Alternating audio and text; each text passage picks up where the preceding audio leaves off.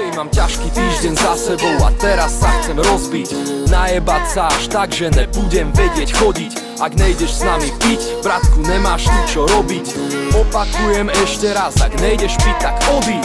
Všetci dneska pijú svoj koňačíky, hruškovice, whisky a havany. Ovládneme klub, keď prídu všetci naši chalani. Zas budú skákať na pódiu s drinkami nad hlavami. Tuším, za to môže ten.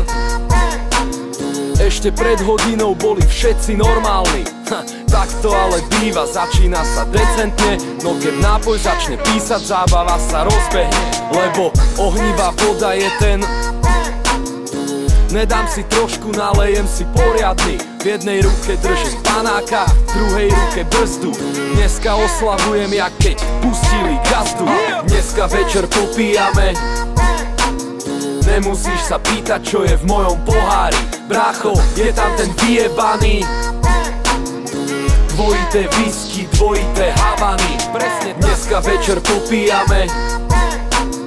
Nemusíš sa pýtať, čo je v mojom pohári. Brácho, je tam ten vyjebaný. Dvojité whisky, dvojité havany.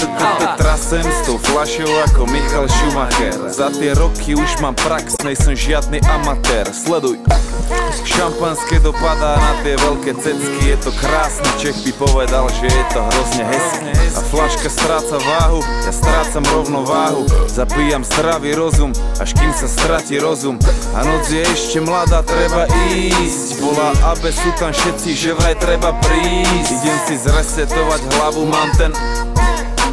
A vypil som tak za 4, pijem jak malý boh.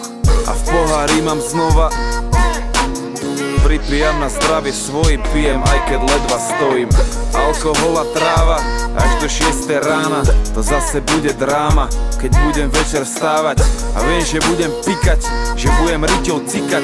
No vtedy sa mi to zdalo jak celkom dobrý nápad. Dneska večer popíjame.